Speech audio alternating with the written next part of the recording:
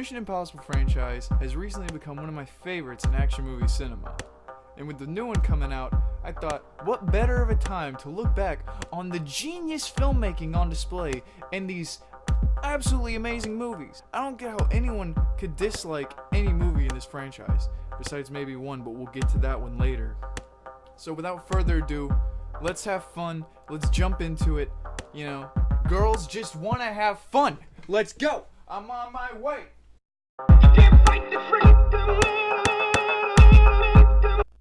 The first Mission Impossible movie is completely serviceable.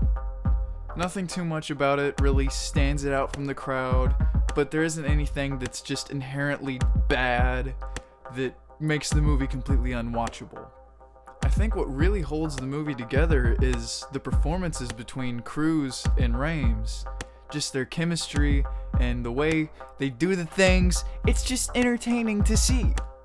There's also a few really well done scenes with tension and action and just a bunch of cool stuff. Like obviously everybody knows about the CIA infiltration scene where he's dangling from the wires and he's about to hit the floor. It's good stuff. It's fun to watch. But I think what really takes away from the movie is, as a whole, the story. Apparently when they started filming, they didn't have a script, and you can really tell. Some scenes feel really rushed and completely pointless, like the scene between Cruise and that woman who I'm pretty sure that actress was drunk or high the entire time they were filming this movie. If you've seen it, you know exactly what I'm talking about. It's hard to explain. She just gives off the vibe of being completely wasted. But what I was saying is the scene between them in the car where they're just kind of talking about what's happening, I don't get why that scene is there, like other than to have 2 lines of dialogue saying, okay, I trust you, go do this thing, and him saying, okay. That's all it had to be, but they talk for a little bit and they laugh and stare at each other for a while, and it's just confusing. I don't know why it's in the movie. Also, in some scenes in this movie, the cinematography is so distracting. Like the exchange between Cruise and not the CIA director. What am I talking about? The scene between Cruise and the IMF director, where the cameras just cut, and every time they cut, it's a different angle.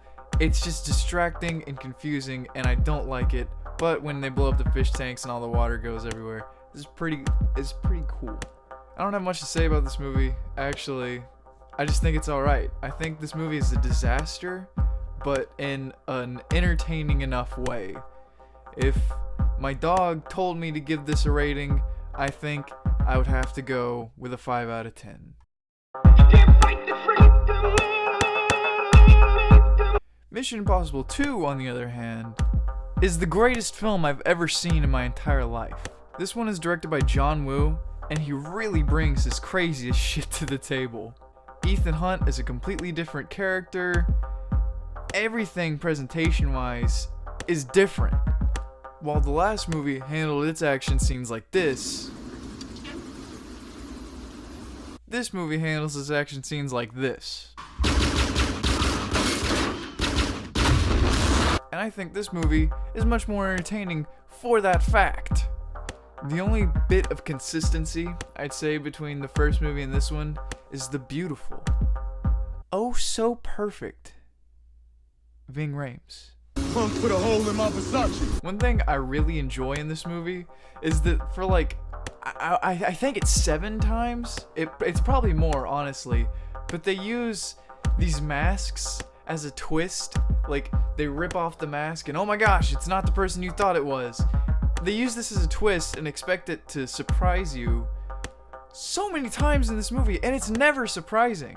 You never are like, oh, what? They were wearing a mask? It was not really that person? Every time, you're like, yeah, I know. But by the end, it gets so ludicrous, you can't help but laugh at the stupidity and just entertaining nature of this. See, I really like this movie, but I do think it's a bad movie. Like, The new characters introduced of the Australian sidekick and the love interest, I don't even remember their names. And I watched this movie a few days ago. This movie obviously has no concern with women. Like, the love interest is set up as a cool, badass girl, but that's instantly forgotten, and she just becomes a prop for the entire rest of the movie for the main character and the antagonist to fight over. Well, my dog told me to give this one a 6 out of 10 because he liked it more than the last one. So, now, let's move on to the next one.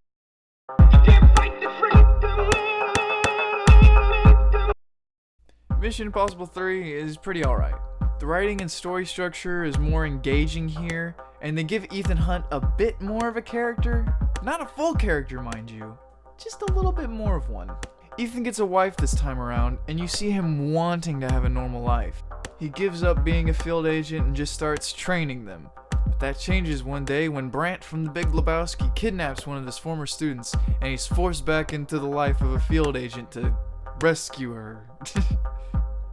In doing this, he uncovers a plot within the IMF to take down something to get the rabbit's foot. It's not really explained by the end. Like, literally, Lawrence Fishburne just kind of goes, sorry, the writers didn't come up with a good explanation for this. Just accept that it happened. It's like, oh, okay. Philip Seymour Hoffman actually gives a pretty good performance, and is probably the first good villain in the franchise. There's some pretty cool stunt work in this movie, but it's hampered by bad camera work and over-reliance on CGI. I think for me, overall, even though I think this movie is better than the first two, it still just doesn't hit me in that huge enjoyment center like the second one did. For those reasons, I give this one as well a 6 out of 10.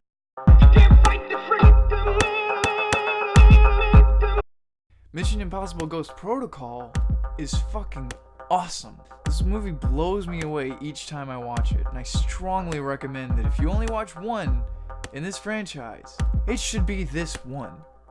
The stunt work is fantastic, the performances are great, and I actually care about the characters in this. Simon Pegg is bumped up from small supporting role in the third movie to full main cast in this one, and that's a great choice. Simon Pegg is always entertaining and charming and does a great job with his role as the comedic sidekick. We're also introduced to Jeremy Renner's character in this movie, and he does a fine job. Fun fact that you probably already know, Jeremy Renner was originally brought in to replace Tom Cruise, but Tom Cruise, being the insane man that he is, decided to keep going along with the Mission Impossible franchise and continue to put his life in danger to make some pretty quality movies. So, Jeremy Renner, I'm sorry, you tried 2 times, once with Mission Impossible, once with the Bourne franchise, and I'm sorry, but you just didn't make it. I love you, but you gotta do your own thing, man. Go do something better. I know you can do it. You're capable of it. You're a strong man. We're also introduced to probably my favorite side character in the movie, Jane, played by Paula Patton. As well as having entertaining characters to follow, there's also some of the best stunt work in the franchise to this point, starting with the fantastic prison escape and ending with a parking garage battle that is so tense you'll probably get hemorrhoids from clenching your butt too tight. It'd be stupid of me not to mention the Burj Khalifa.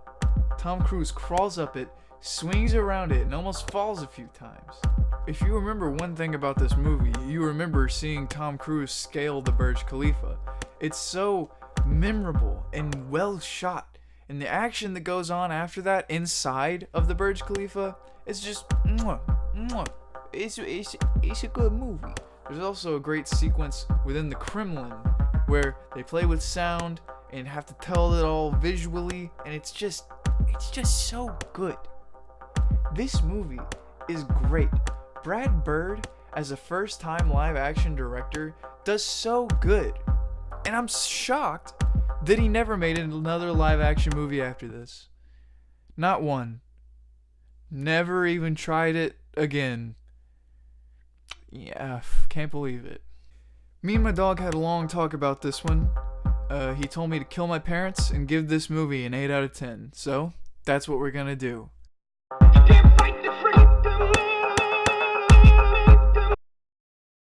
Mission Impossible Ghost Protocol is my favorite in the franchise.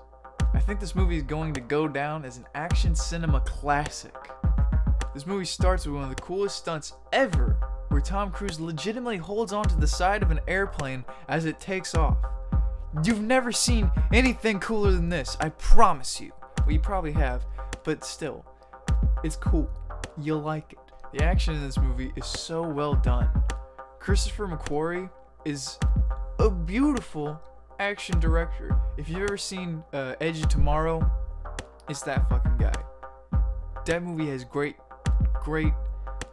fucking action in it, okay? This is completely off script. I'm just recommending this movie to you. I think it's better than Mission Impossible Ghost Protocol as an action movie. And I really fucking like Ghost Protocol, so you should check out Edge of Tomorrow if you haven't. It's so good. I think they're making a sequel right now. I'm gonna be first in line to check that shit out. Anyway, back to me talking about Mission Impossible, I guess.